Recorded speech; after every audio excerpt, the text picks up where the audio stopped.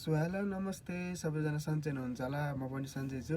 अनि आज चाहिँ मैले एउटा भिडियो लिएर आएको छु। आजको भिडियोको टपिक चाहिँ के छ भन्दाखेरि याङ्गोमा चाहिँ कति बेला राम्रो रेट आउँछ होइन, कुन कुन ठाउँतिर राम्रो रेट आउँछ, त्यसपछि कुन रातिमा कुन ठाउँतिर जाँदा चाहिँ टिप लाग्दैन, कुन ठाउँतिर जाँदा चाहिँ टिप लाग्छ, त्यो सबै कुरा आजको भिडियोमा भन्ने छु। त्यसको लागि चाहिँ च्यानलमा नयाँ हुनुहुन्छ भने चाहिँ प्लिज सब्सक्राइब गर्नु होला।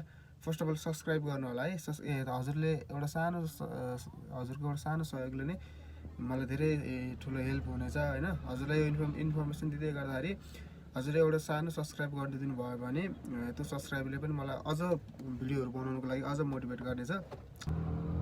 गाइज, म चाहिँ आज तपाईँहरूलाई 5वटा टपिकको बारेमा कुरा गर्नेछु। पहिलो टपिक जुन चाहिँ कुन बेलामा चाहिँ हाई रेट हुन्छ होइन, कुन बेला चाहिँ बिहान चाहिँ कुन बेला हाई रेट हुन्छ भन्ने हुन्छ।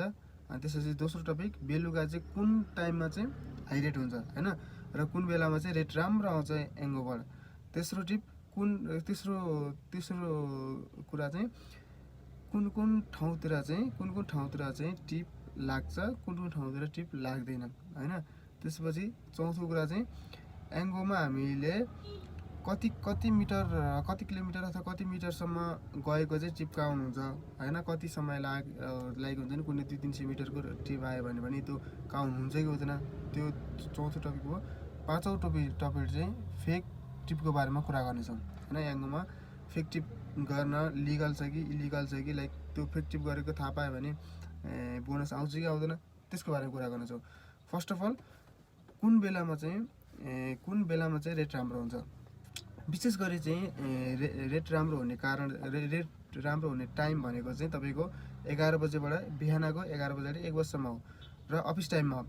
तपाईँ सिटीभित्र हुनुहुन्छ भने, आउट अफ सिटी लाइक काठमाडौँको त जस्तै रिङ रोडभित्र हुनुहुन्छ भने तपाईँलाई रेट एकदमै राम्रो आउँछ। अफिस टाइमको बेलामा चाहिँ एकदमै राम्रो आउँछ होइन। र तपाईँ रिङ रोडभन्दा बाहिर हुनुहुन्छ भने चाहिँ अफिस टाइममा पनि नर्मली आउने हुन्छ है। तपाईँ रिङ रोडभित्र हुनुभयो भने चाहिँ रिङ रोडभित्र अथवा रिङ रोडको आसपास हुनुभयो भने तपाईँलाई राम्रो रेट आउँछ। नत्र भने चाहिँ तपाईँले चाहिँ के अरे रिङ रोड बाहिर हुनुभयो भने चाहिँ हल्का कमै मात्रामा आउनेछ।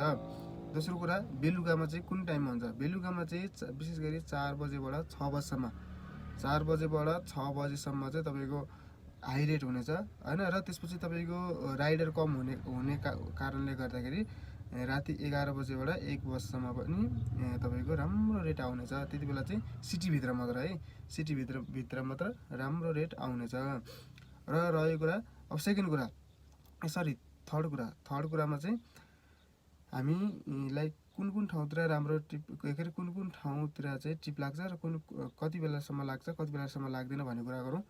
जस्तै तपाईँको रातिमा चाहिँ out of ring road side है, लाइक तपाईँ रिङ रोड छोडेर बाहिर निस्किसक्नु भएको छ भने रिङ रोड बाहिर चाहिँ टिप लाग्न अति नै गाह्रो हुन्छ है।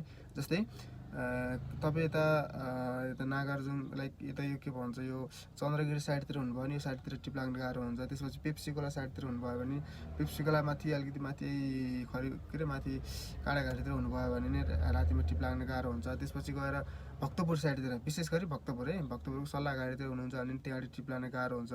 अनि त्यसपछि बुढा लिनघाट यता माथि यो गणेश स्थान मन्दिरतिर हुनुहुन्छ भने त्यो साइडतिर टिप लाग्न गाह्रो हुन्छ रातिको टाइममा है। दिउँसोमा चाहिँ लाग्छ तर रातिको टाइममा हो यिनीहरू ठाउँतिर। अनि त्यसपछि यो तारकेश्वरको यो माथि यो के भन्छ जस्तो जरङको त माथितिर त्यतातिर जानुभयो भने टिप लाग्न गाह्रो हुन्छ है। मैले जति नै ठाउँ भने यो चन्द्रगिरी साइडतिर जानुभयो भने टिप लाग्न अलिक गाह्रो हुन्छ। अनि त्यसपछि गएर उता भक्तपुर साइडतिर जानुभयो भने, उता सल्लाहघारी साइडतिर जानुभयो भने त्यो ठाउँतिर टिप लाग्न गाह्रो हुन्छ। यता काँडाघारीतिर, त्यसपछि उता जोरपाटी हुँदैन अझ माथि यो के अरे यो जोरपाटी भन्दा हल्का माथि यो के अरे थलीतिर त्यतातिर जानुभयो भने टिप लाग्न अति गाह्रो हुन्छ। त्यसपछि गयो बुढा लिङ्गन्डा साइडको पनि माथि टपतिर जानुभयो भने त्यता पनि टिप लाग्दैन। र तारकेश्वरको पनि यो माथि जरङको यता माथि साइडतिर पनि टिप लाग्दैन। लाग्न त लाग्छ तर धेरै कुर्नुपर्छ है, अनि कोही बेलामा लाग्छ, कोही बेला टाइममै लाग्छ, कोही बेला लाग्दैन होइन। त्यसपछि रह्यो कुरा छोटो किलोमिटरको चाहिँ हामीले लाइक त्यो टिप चाहिँ काउन्ट हुन्छ हुँदैन है त। यस्तो हुन्छ विशेष गरी तपाईँले त्यो रियल टिपमा चाहिँ कस्तो हुन्छ भन्दाखेरि पिकअप लोकेसनमा पुग्नलाई 1-2 मिनट, त्यसपछि गएर त्यहाँ गएर 1-2 मिनट होल्ड, त्यसपछि फेरि राइड स्टार्ट, अनि त्यसपछि बल्ल 2-3 मिनटमा गएर टक्क राइड कम्प्लिट हुन्छ।